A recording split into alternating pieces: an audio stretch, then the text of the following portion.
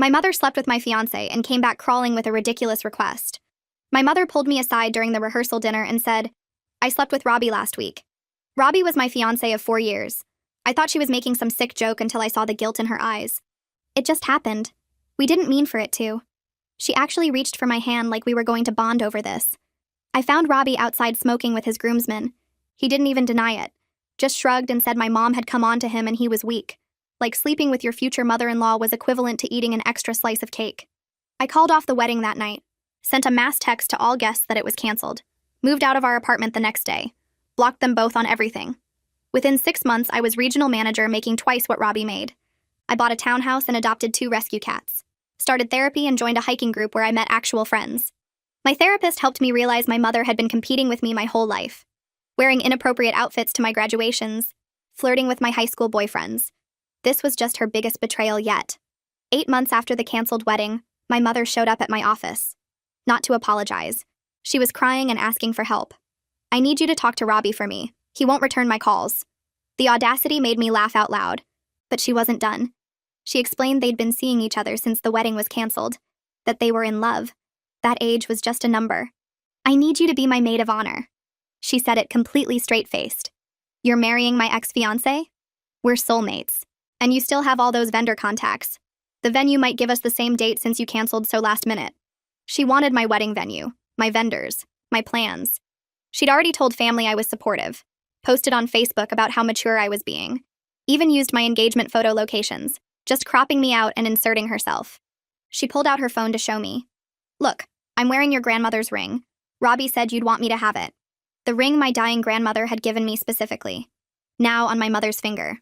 I stayed calm, told her I needed time to process. For 2 weeks, she bombarded me with messages about dress shopping and cake tasting. She sent links to mother of the bride dresses asking if they were too young for her. I met with my friend who was a party planner. We spent hours crafting the perfect response. I reached out to family members and learned she'd been lying extensively. Told them I'd begged her to take Robbie off my hands. My aunt revealed that mom had been pursuing Robbie throughout our entire relationship, showing up at his gym, texting him constantly. The seduction had been years in the making. We met at a restaurant where she immediately started talking about centerpieces. I let her ramble for 5 minutes. Then I slid my phone across the table showing a Facebook post I'd just published.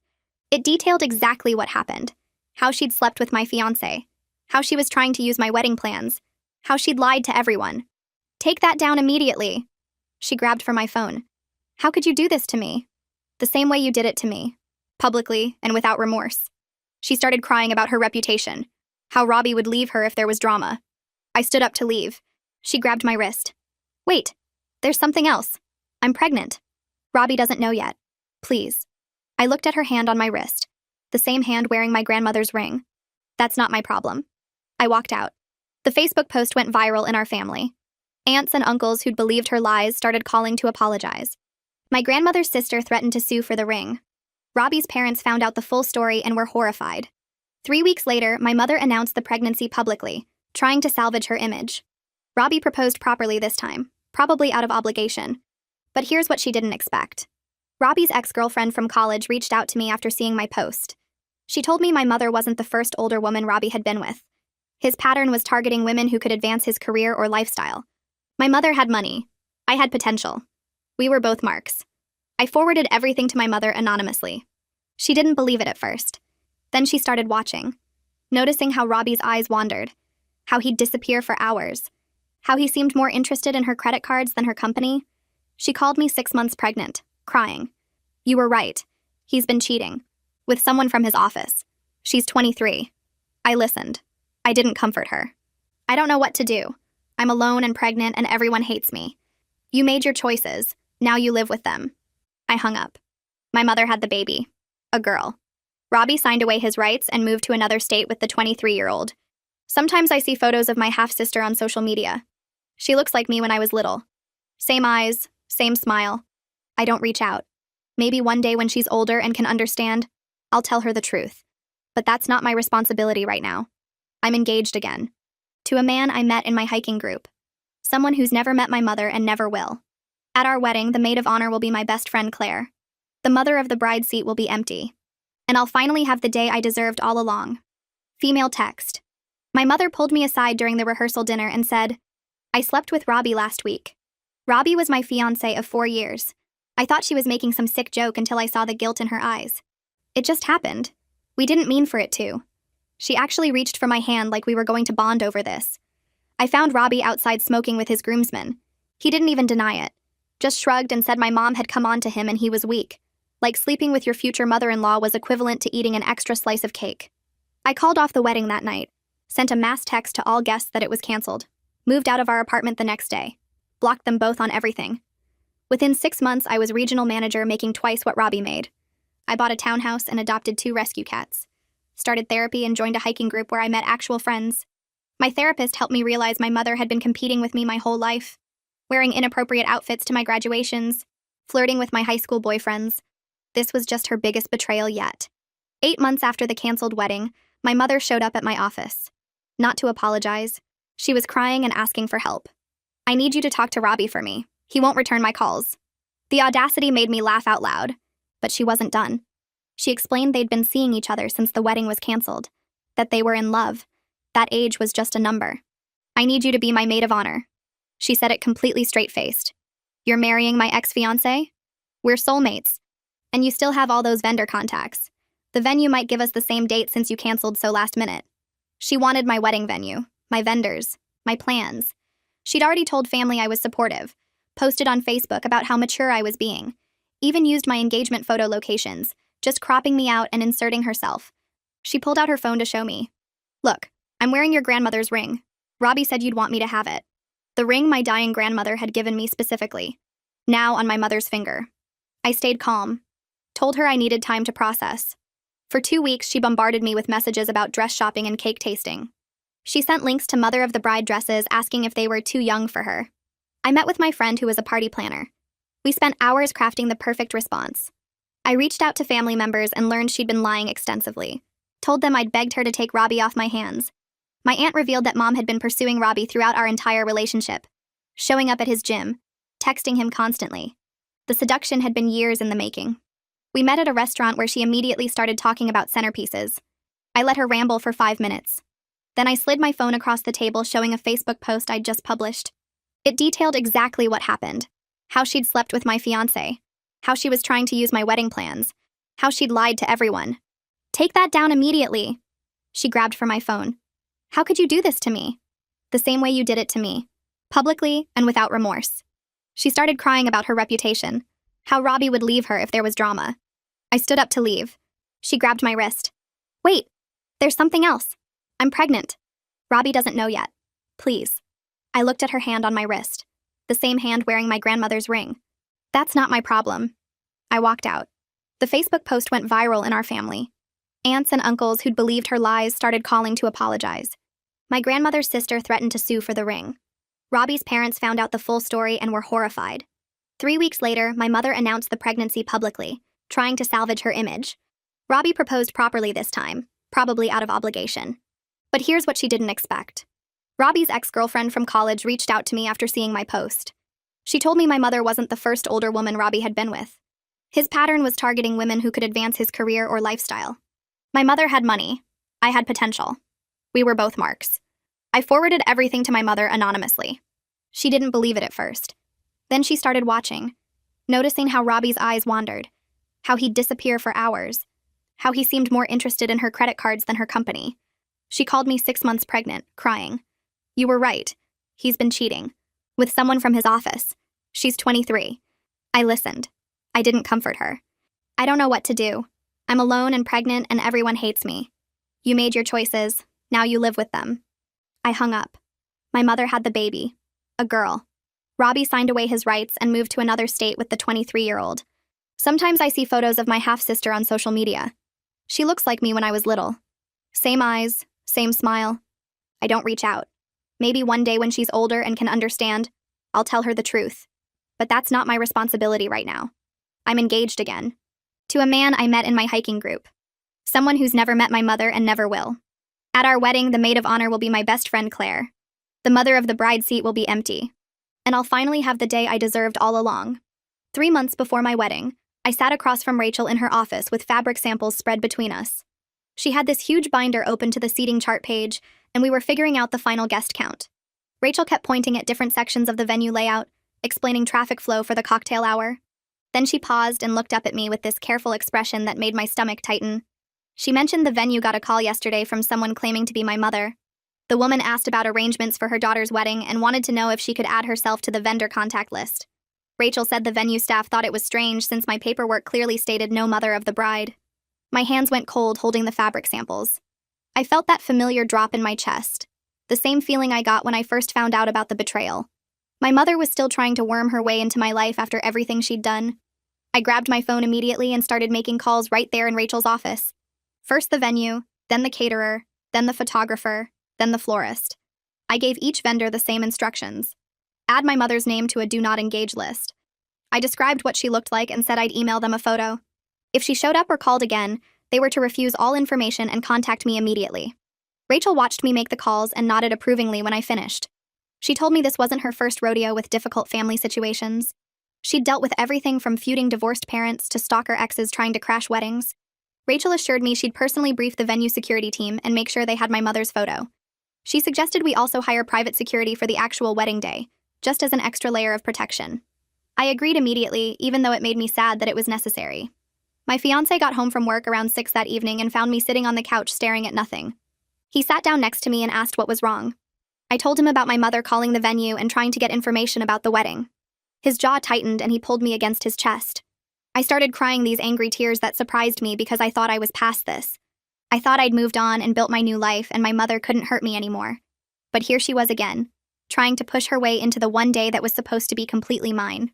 My fiancé held me and let me cry without saying anything for a few minutes. Then he suggested we hire security for the wedding day.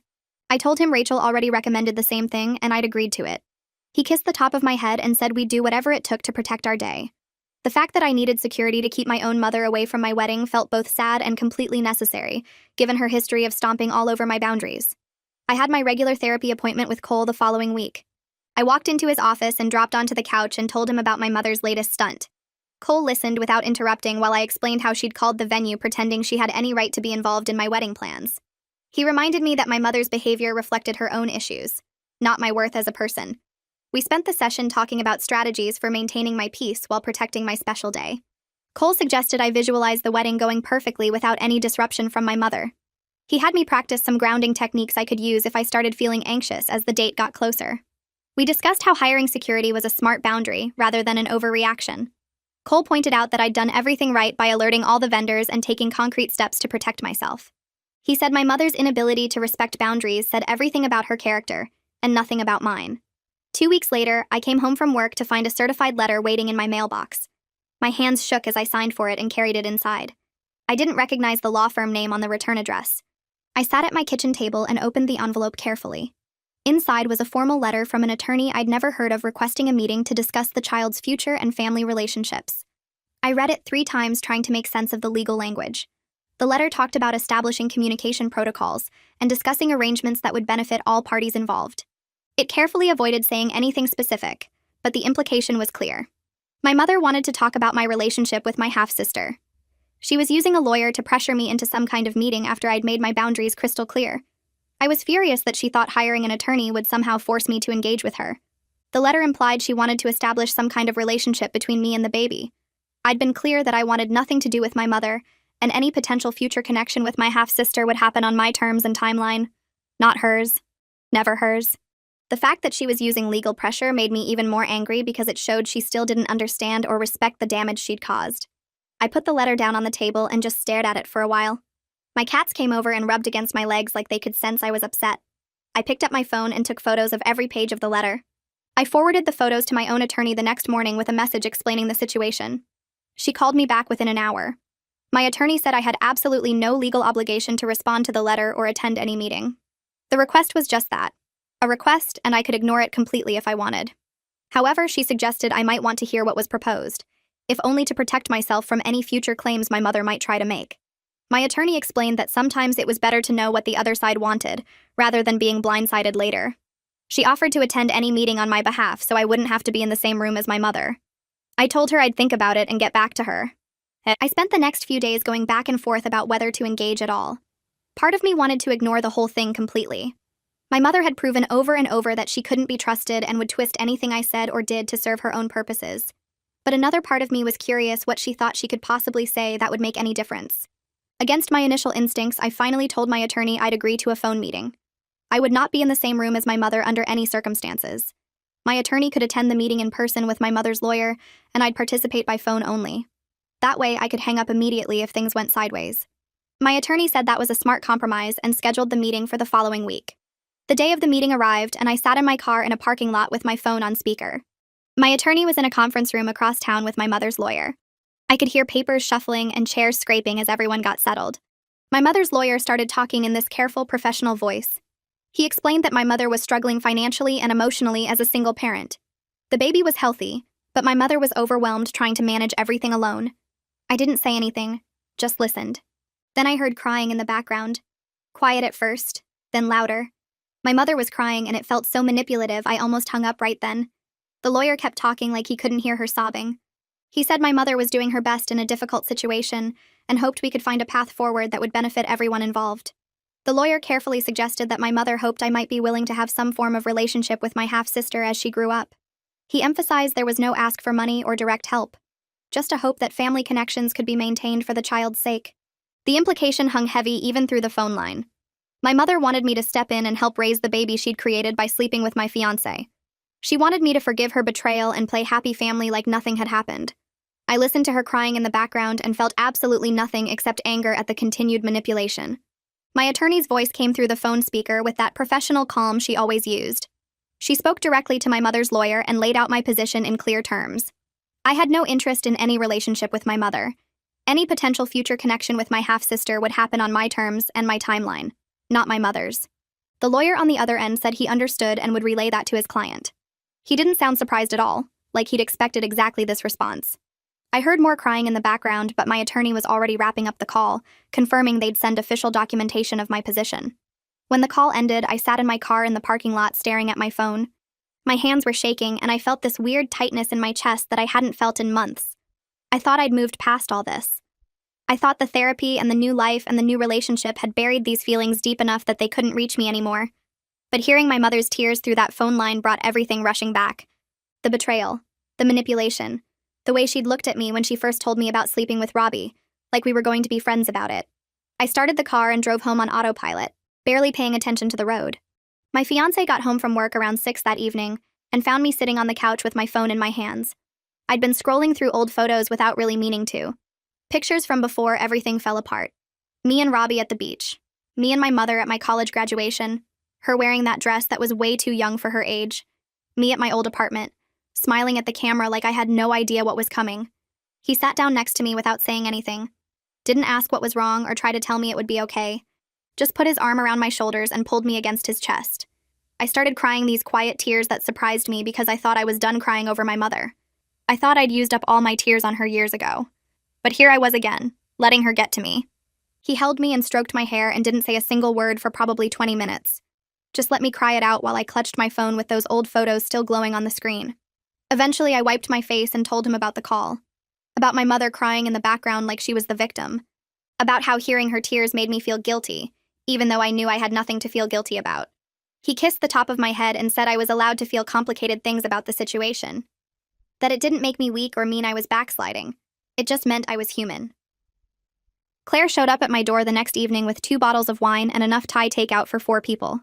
She took one look at my face and pulled me into a hug before even coming inside. We sat on my couch with containers of pad thai and spring rolls spread across the coffee table. One of my cats immediately tried to steal a piece of chicken, and Claire gently pushed him away. I told her about the lawyer meeting and my mother's request and how I'd been looking at old photos.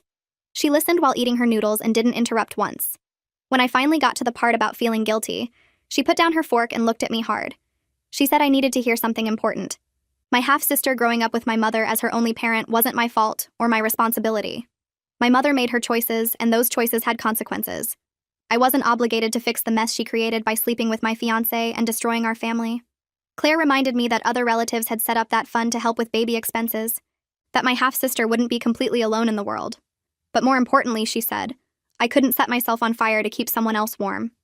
Especially not when that someone was the innocent result of my mother's betrayal. I ate another spring roll and let her words sink in. She was right. I knew she was right. But knowing something intellectually and feeling it emotionally were two different things. I had my regular therapy appointment with Cole the following week, and I walked into his office and dropped onto the familiar couch and told him everything. The lawyer meeting, the photos, the guilt. He listened with that patient expression he always had, the one that made you feel like he had all the time in the world just for you. When I finished talking, he asked me what I was really feeling about my half-sister versus what I was feeling about my mother. I had to think about that for a minute. The feelings were all tangled up together like headphone cords in a pocket. Cole helped me separate them out. My anger at my mother was justified and probably permanent. She'd betrayed me in the worst possible way, and then tried to steal my wedding plans and lie to my family about it. That anger wasn't going anywhere, and it shouldn't. But my half-sister was innocent. She didn't ask to be born into this situation. She didn't choose to have a mother who destroyed her own daughter's life. Cole said I might choose to have a relationship with her one day. Or I might not. Both options were okay. The important thing was that the decision was mine to make on my timeline. Not my mother's, not my family's, mine. He said I didn't have to decide anything right now. I could leave that door open or closed or somewhere in between. Whatever felt right for protecting my peace. I left his office feeling lighter than I had in days. I was at work the next week reviewing quarterly reports when my desk phone rang. The caller ID showed a law firm name I didn't recognize. I almost didn't answer because I was tired of lawyers, but curiosity won out. A woman's voice introduced herself as the attorney for my grandmother's sister. My stomach dropped. She explained that my mother still hadn't returned the family ring despite multiple letters requesting its return. They'd given her plenty of time to do the right thing, but she'd ignored every attempt at contact. Now they were prepared to file theft charges if she didn't surrender the ring within 30 days. The attorney's voice was professional, but I could hear the frustration underneath. She asked if I'd be willing to serve as an intermediary since I was family, and might have better luck getting through to my mother. I actually laughed out loud at that suggestion. I told her I was probably the last person on earth my mother would listen to. We hadn't spoken directly in over a year, and our last conversation had ended with me telling her to live with the consequences of her choices. The attorney sighed like she'd expected that answer but had to ask anyway. I gave her my mother's current address from the legal letter I'd received about the meeting. Told her to do whatever she needed to do about the ring. It belonged to my family and my mother had stolen it. If she faced criminal charges for that, it was her own fault. 2 days later, my phone rang with my mother's number. I stared at the screen for a long moment. We hadn't spoken directly since that call when she was 6 months pregnant and crying about Robbie cheating on her. Part of me wanted to let it go to voicemail, but a bigger part of me was curious what she could possibly want now. I answered and immediately put her on speaker so my fiancé could hear everything. He was sitting across from me at the kitchen table and he nodded when I made eye contact. My mother's voice came through the speaker and she sounded small. Defeated. Not like the confident woman who'd tried to steal my wedding or the manipulative one who'd cried during the lawyer meeting. She begged me to call off my grandmother's sister. Said the threat of criminal charges was too much. She was already struggling as a single parent and she couldn't handle this on top of everything else. The ring was the only valuable thing she had left. She couldn't bear to give it up. I felt my jaw clench as I listened to her make excuses. My fiancé reached across the table and squeezed my hand. I told her in the coldest voice I could manage that she'd stolen a family heirloom. That ring had been given to me specifically by my dying grandmother. She had no right to keep it. My mother started crying and saying she'd thought of it as a loan. Like I'd just let her borrow my grandmother's ring to wear while she married my ex-fiancé. The lie was so obvious I almost hung up right then. My fiancé squeezed my hand harder and I took a breath. I told her she needed to return the ring to grandmother's sister immediately. That if she faced criminal charges, it was because of her own choices, not because of anything I did. She kept crying and saying she needed the ring, that it was all she had. I could hear the baby making noise in the background and my chest got tight again. But I didn't let that change what I needed to say. I told her the ring wasn't hers to sell. She made the choice to sleep with Robbie and destroy our family. The baby wasn't my problem to fix. My mother's voice changed completely. The crying stopped and anger took over.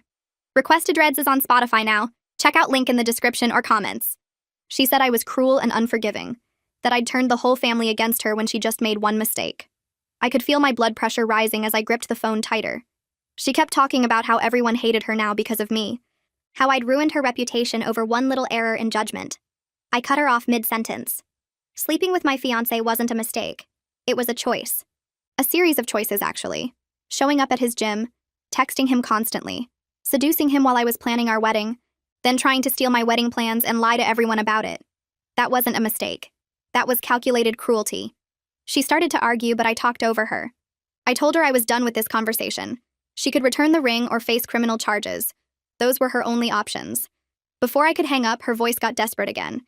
She said my half-sister deserved to know her big sister, that I was being selfish by keeping myself away from an innocent baby.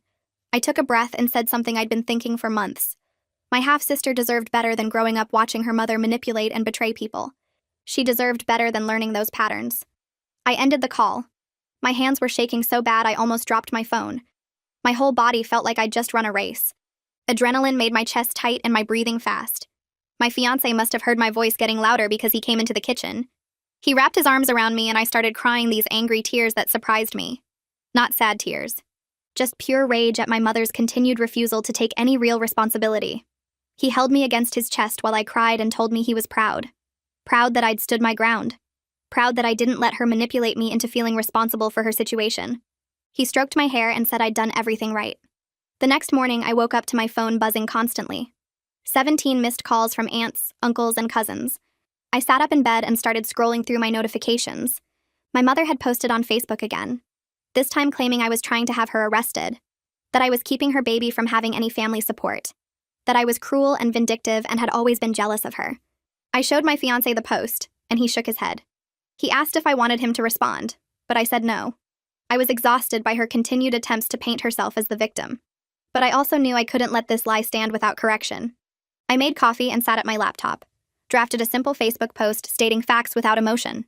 I explained that my grandmother had given me a specific family ring before she died, that my mother had taken the ring without permission, that my grandmother's sister had legal right to demand its return.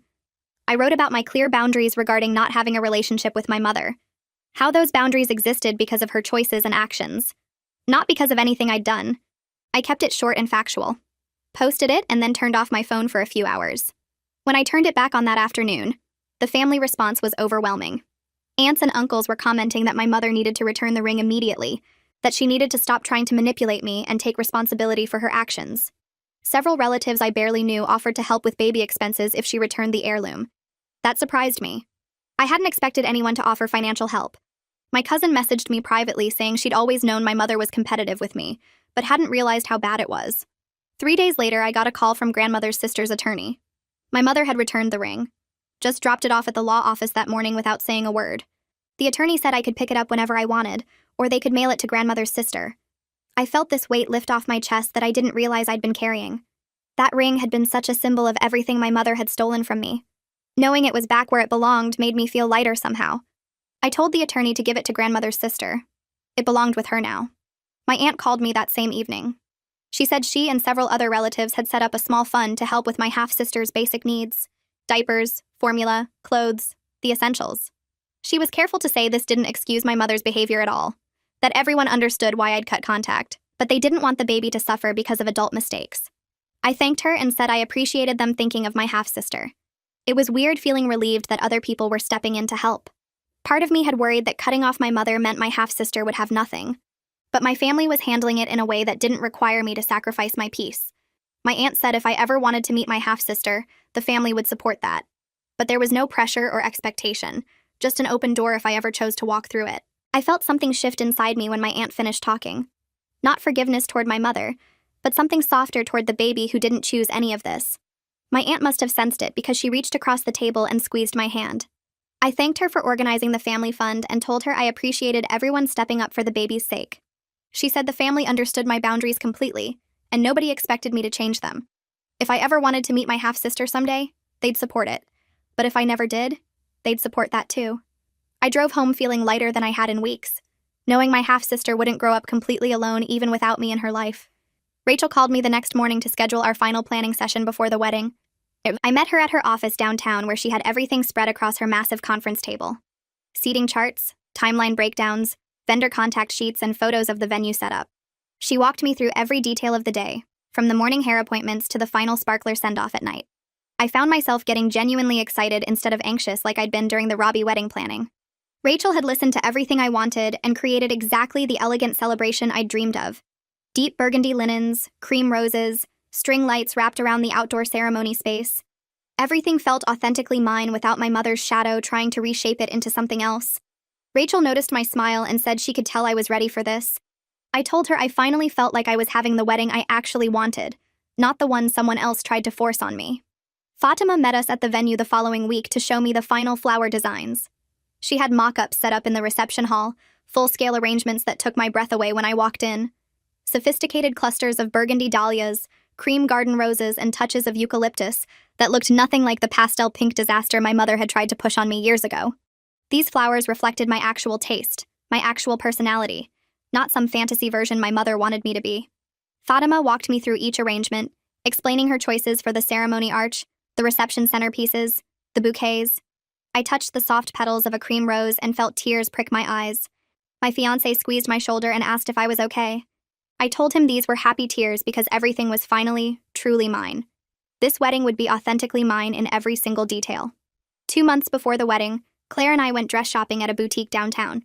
She'd taken the whole afternoon off work to help me find the perfect gown. We were in the third shop looking through racks of white and ivory dresses when I saw a woman with a baby across the store near the fitting rooms. My whole body went rigid. The woman had dark hair like my mother, and she was wearing sunglasses inside, which seemed suspicious. My heart started racing, and I felt that familiar panic rising in my chest, the same feeling I got when my mother showed up at my office demanding I help her with Robbie. I stared at the woman, trying to see her face clearly, trying to figure out if I needed to leave immediately. The woman turned slightly, and I saw her profile. Different nose, different chin. Younger than my mother by at least 10 years. Just a stranger shopping with her baby. Not my mother at all. Claire touched my arm gently and asked if I was okay. I realized I'd been standing frozen in place, staring at a complete stranger like a crazy person. I admitted I'd thought the woman might be my mother for a second, and I'd panicked. Claire squeezed my hand and reminded me we had security arranged for the wedding day. My mother had no power over my joy anymore. She couldn't show up and ruin things because we'd taken every precaution possible. I took a deep breath and nodded, trying to calm my racing heart. Claire suggested we look at dresses in a different section, away from the woman who'd triggered my panic. I followed her to the back of the store where the modern gowns were displayed. I found my dress 20 minutes later. A sleek, modern gown with clean lines and a dramatic train that made me feel beautiful and strong instead of like a princess in a fairy tale. I stood in front of the three-way mirror in the fitting room while Claire fastened the tiny buttons up my back. The woman looking back at me wasn't the same person who'd almost married Robbie 4 years ago. That woman had been younger, less sure of herself, willing to overlook red flags because she wanted the fairy tale. This woman knew her worth. This woman had rebuilt her entire life from nothing and come out stronger. I turned to Claire with tears in my eyes and told her this was the one. She started crying too and said I looked absolutely perfect. The saleswoman brought champagne and we toasted to new beginnings while I stood in my wedding dress, finally ready to marry someone who actually deserved me. My fiancé and I had our final pre-marriage counseling session the following week. We'd been seeing the counselor monthly since we got engaged, working through potential issues before they became actual problems. This session focused on handling difficult family situations as a team. The counselor asked how we planned to deal with my mother if she tried to contact us after the wedding. My fiancé answered before I could, saying my boundaries with my mother were completely supported, and he'd never pressure me to reconcile. The counselor nodded approvingly and said that kind of unconditional support was exactly what healthy marriages needed. She asked if I felt confident he'd protect our family unit from outside interference. I looked at my fiancé and said yes without hesitation.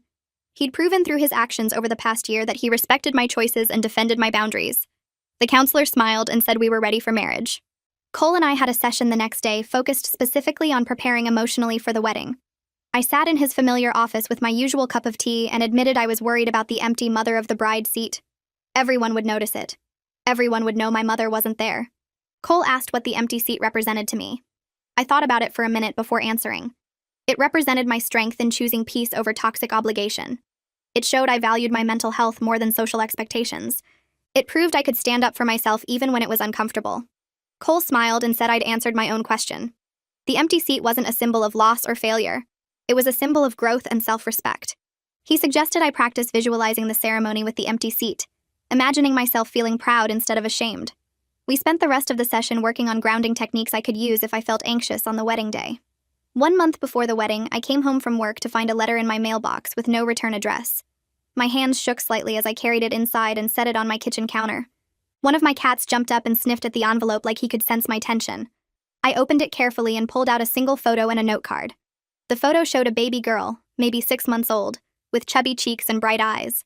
She was smiling at the camera, one tiny hand reaching toward whoever was taking the picture. The note was in my mother's handwriting, just 3 sentences. She has your eyes. Her name is Lily. I thought you should know. I stared at the photo, my chest getting tight. The baby did have my eyes. The same shape, the same color. I saw my own baby pictures in this child's face, the resemblance so strong it made my stomach hurt. My fiancé got home an hour later and found me sitting at the kitchen table with the photo in front of me. I'd been staring at it for who knows how long, not moving, barely breathing. He sat down next to me without saying anything and looked at the photo. Then he looked at my face and asked if I wanted to throw it away. I opened my mouth to say yes, but the word wouldn't come out. I admitted I wasn't sure what I wanted. Part of me wanted to rip the photo into tiny pieces and throw it in the trash. But another part of me wanted to keep it, to know what my half-sister looked like, to have some connection to this innocent baby who shared my blood. My fiancé pulled me against his chest and held me while I cried. He didn't try to tell me what to do or how to feel. He just held me and let me process the complicated mess of emotions churning in my gut. I slid the photo into my therapy session folder the next morning and drove to Cole's office. The waiting room felt smaller than usual, like the walls were pressing in while I clutched that folder against my chest. Cole opened his door right on time and gestured me inside. I sat on the familiar couch and pulled out the photo without saying anything. He took it from my hands and studied the baby's face for a long moment. Then he looked at me and asked what I was feeling beyond the obvious anger at my mother's continued boundary violations. I opened my mouth to give him the easy answer about being furious, but different words came out instead. I admitted that I felt sad for this little girl who would grow up knowing her sister chose not to be in her life. The words hung in the air between us, and I felt my throat get tight. Cole set the photo on the table between us and leaned forward slightly. He said something that made me stop breathing for a second. He pointed out gently that I wasn't choosing to abandon my half-sister. I was protecting myself from my mother's toxicity, and those were different things. He suggested I might consider what kind of relationship, if any, I'd want with my half-sister when she was older and could understand the context. I picked up the photo again and looked at those eyes that mirrored mine. The baby smiled at whoever had taken the picture, completely innocent of the mess that surrounded her birth. I realized sitting there in Cole's office that my half-sister wasn't my enemy. She was another person affected by my mother's destructive choices, just like me. I told Cole I wanted to keep the photo, but I wasn't ready to display it or make any decisions about future contact. He nodded and said that was perfectly reasonable. I drove home after the session and opened the drawer in my nightstand, where I kept important documents and old letters from my grandmother. I slid the photo of the baby underneath everything else, not on display but not destroyed either. A possibility held in reserve for a future I couldn't predict. 3 weeks before the wedding, my phone rang while I was reviewing vendor contracts at my kitchen table.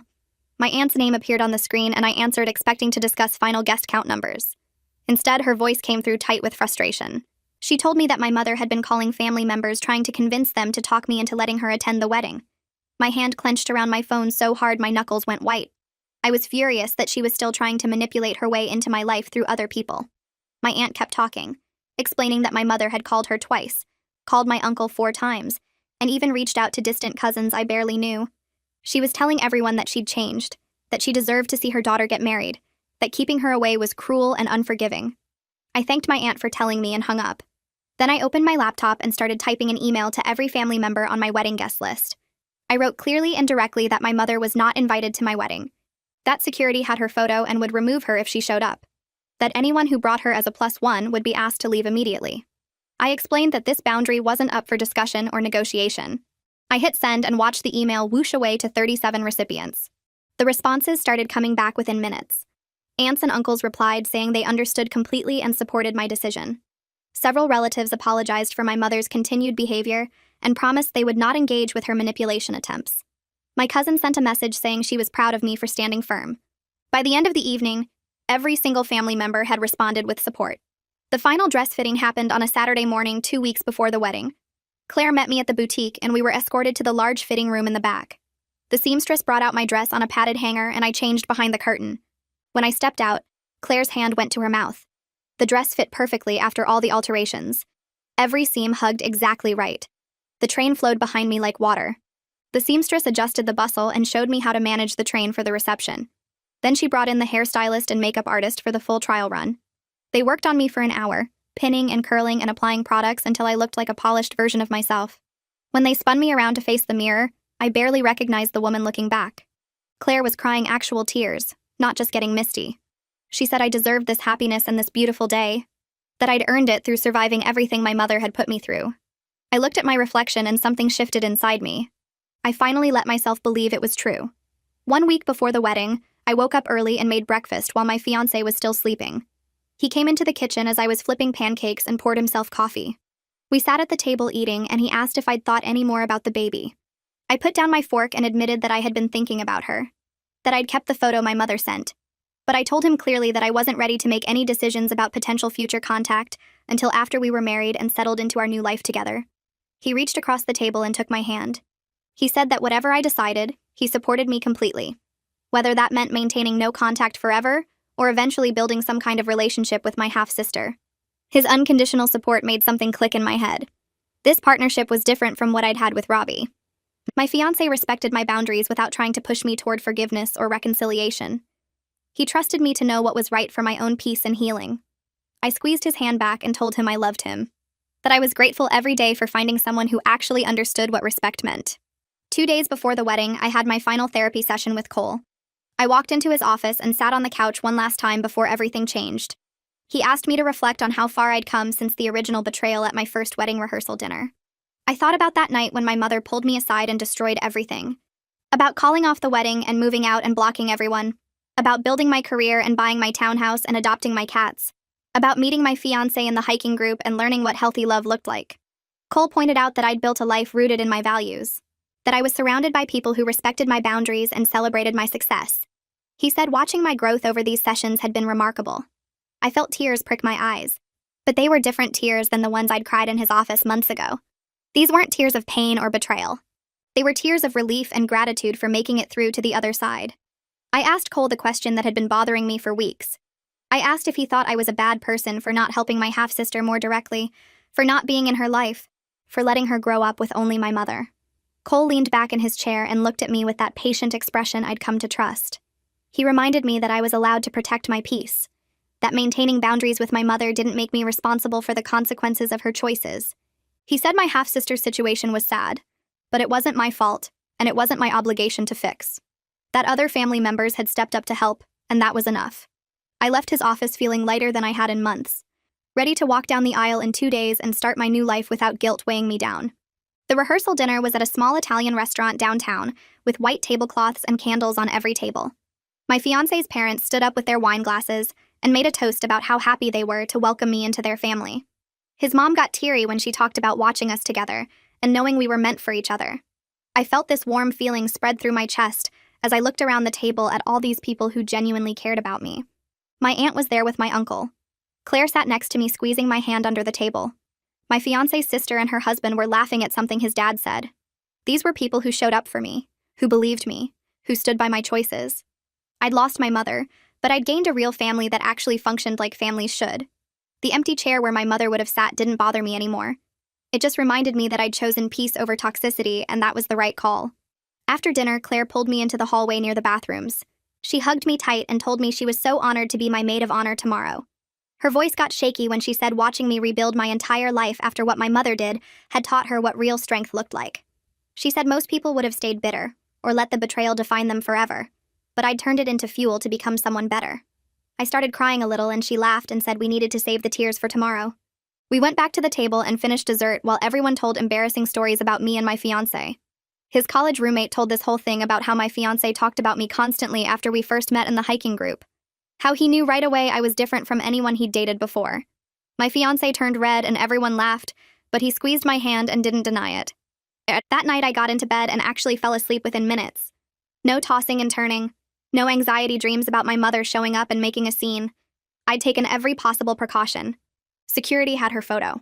Every vendor knew not to engage with her. My family had promised to shut down any attempts she made to contact them. I'd done everything I could to protect my day, and now I just had to trust that it would work. My fiancé had proven through a year of consistent actions that he respected me and my boundaries. He'd never once pressured me to forgive my mother or suggested I was being too harsh. He'd stood beside me through every difficult decision and made it clear my peace mattered more than social expectations. Tomorrow, I'd marry someone who actually deserved me. My alarm went off at 6 and sunlight was already coming through the curtains. The weather app showed clear skies and 70 degrees. Perfect wedding weather. Claire showed up at 7 with coffee and bagels and my bridesmaids arrived right after. We took over the hotel suite with makeup bags and curling irons and the dress hanging on the closet door. The hairstylist worked on Claire first while I sat in my robe eating a bagel and watching everyone get ready. My bridesmaid kept making jokes and taking selfies. The makeup artist played music from her phone. Everything felt light and happy instead of tense like it had been during the Robbie wedding planning. Back then, my mother had been hovering constantly, criticizing my choices, trying to make everything about her. Now she wasn't here, and I felt free. The empty mother of the bride seat didn't haunt me at all. It represented freedom from someone who'd spent my whole life competing with me instead of supporting me. The photographer arrived and started taking pictures of us getting ready. Claire helped me into my dress and buttoned up the back. I looked at myself in the full-length mirror and barely recognized the woman looking back. Strong, happy, ready. My fiancé and I had written our own vows about partnership and respect, and building a life based on honesty. No more pretending things were fine when they weren't. No more accepting behavior that hurt me just to keep the peace. I'd learned those lessons the hard way, but at least I'd learned them before marrying the wrong person. The ceremony was in a garden behind the venue with white chairs set up in rows and an arch covered in burgundy dahlias and cream roses. I stood at the back with my uncle who'd agreed to walk me down the aisle. The music started and everyone stood up. I could see my fiancé at the front in his suit and his face lit up when he saw me. That moment made everything worth it. All the pain and betrayal and hard work rebuilding my life had led me here to someone who actually valued me. We walked down the aisle and my uncle kissed my cheek before handing me off. The officiant started talking about love and commitment, but I was just looking at my fiancé's face. He had tears in his eyes.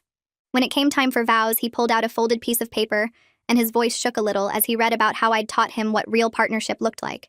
How he promised to always respect my boundaries and support my choices, and be the kind of husband who made my life better, not harder. I read mine about finally understanding what healthy love felt like and promising to build a life with him based on honesty and mutual respect.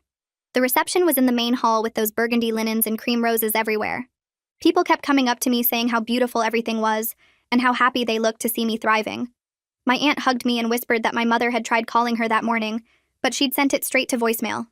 She said I should know that the whole family supported my decision, and nobody blamed me for keeping my mother out of my life. I thanked her and felt grateful that I had family members who actually understood boundaries and respected them. The DJ announced our first dance, and my fiancé led me to the middle of the floor. He pulled me close and whispered that he was the luckiest man alive.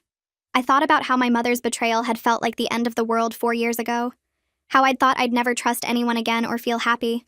But that betrayal had actually led me here to someone who truly understood what love and respect meant. Claire's maid of honor speech made everyone laugh when she told stories about me adopting my cats and naming them after pasta shapes. Then she got serious and talked about watching me transform pain into power. She said I'd shown her what real strength looked like by refusing to let betrayal define me. She raised her glass and everyone toasted to resilience and new beginnings. People were wiping their eyes and my fiancé squeezed my hand under the table. The rest of the reception flew by with dancing and cake cutting, and my fiancé's dad giving a speech about how proud he was to have me as a daughter-in-law. As things started winding down around 10, I found myself thinking about Lily for the first time all day, wondering what kind of person she'd grow up to be with my mother as her only parent. Whether she'd learn the same manipulative patterns or somehow break free from them. Part of me felt sad that she'd grow up knowing her older sister chose not to be in her life. But another part of me knew I'd made the right choice for my own peace. Maybe someday when she was older and could understand the full context, I'd be open to meeting her. But that decision was mine to make on my timeline, not my mother's or anyone else's. Right now, I needed to focus on building this new life with my husband. The DJ announced last dance and everyone gathered on the floor. Then we lined up outside for the sparkler exit. Someone handed out long sparklers and lit them all at once. My husband and I walked through the tunnel of light while everyone cheered and took pictures. We got into the car that was taking us to the hotel and I looked back at everyone waving. I felt lighter than I had in years, finally free from my mother's shadow and the weight of her constant competition and betrayal. We drove away toward our honeymoon suite and our trip to Italy next week, and the whole future we were building together. A future based on respect and honesty and actual love instead of manipulation and lies. We flew to Florence 3 days after the wedding, and I spent the entire flight holding my husband's hand while he pointed out Italian phrases in the guidebook. The plane landed at sunset, and we took a taxi through winding streets to a small hotel in the countryside outside the city. Our room had windows that opened onto vineyards stretching toward distant hills. I stood at the window breathing in air that smelled like grapes and lavender while my husband unpacked our suitcases behind me. We ate dinner on the hotel terrace under string lights with other couples celebrating anniversaries and honeymoons. The waiter brought wine and pasta, and my husband toasted to our future without any shadow of the past hanging over us. I realized I hadn't thought about my mother once since we left the reception. Not during the drive to the airport or the flight or the taxi ride through Florence. She wasn't taking up space in my head anymore. We spent the next week driving through Tuscany, visiting small towns and eating at restaurants recommended by locals. My husband wanted to see every church and museum while I was happy just walking through markets and watching people. One afternoon, we stopped at a vineyard for a tour and tasting. The owner showed us rows of grapes growing on hillsides and explained how they made wine the same way their family had for generations. We sat on a stone wall overlooking the valley drinking wine straight from the barrel. My husband asked about my 5-year plan for work and whether I wanted to go for vice president eventually. I told him maybe, but I wasn't in a rush anymore. That climbing the ladder felt less important than building a life I actually enjoyed. He squeezed my hand and said he felt the same way about his career. We talked about maybe buying a house with a yard big enough for a garden, about traveling more instead of working 60-hour weeks, about possibly having kids in a few years if we both felt ready. The conversation felt easy and natural without pressure or expectations. Just two people figuring out their future together based on what they actually wanted instead of what they thought they should want. On our last day in Italy, we drove to a small town built into a hillside. We parked at the bottom and walked up narrow streets past shops selling pottery and leather goods. At the top was a church with a courtyard overlooking the countryside for miles. I stood at the stone wall looking out at vineyards and olive groves and red-roofed houses scattered across the valley. My husband went inside the church to look at the frescoes. I stayed outside alone with the view and the warm sun on my face. I thought about who I'd been 4 years ago when I almost married Robbie. That version of me had been so focused on checking boxes and meeting expectations, getting engaged, planning the perfect wedding, starting a family on schedule. I'd ignored every red flag because the timeline mattered more than the actual person I was marrying. Now I was standing in Italy on my actual honeymoon with someone who respected my boundaries and supported my choices. I had a career I'd built through my own work, not because someone handed it to me. Friends who showed up when things got hard instead of disappearing. A therapist who helped me process trauma instead of just pushing me to forgive and move on. I wasn't the daughter who got betrayed anymore. I was a regional manager who earned her position. A friend who people trusted and valued. A wife building a partnership based on honesty instead of obligation. Those identities felt more real and more important than being my mother's daughter ever had. My husband came out of the church and wrapped his arms around me from behind. We stood there watching the sun move across the valley without saying anything. We flew home 2 days later and I slept most of the flight. Exhausted but content. My husband drove us from the airport to our townhouse and helped me carry our suitcases inside. Both cats ran to greet us, meowing loudly about being abandoned for 10 days. I fed them while my husband sorted through the mail that had piled up on the front table. He handed me a cream-colored envelope with my aunt's handwriting on the front. Inside was a card with a watercolor painting of flowers on the front. My aunt had written a short note saying how beautiful the wedding was, and how proud my grandmother would have been to see the woman I'd become. She'd included 3 photos from the reception. One of me and my husband during our first dance. One of me laughing with Claire during the maid of honor speech.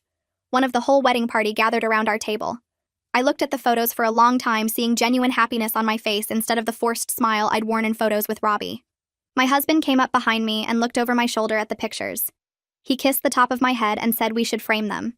I agreed, and we spent the next hour hanging photos throughout our townhouse. The wedding pictures went in the living room where we'd see them every day. Photos from Italy went in the hallway. Pictures of our cats went in the bedroom.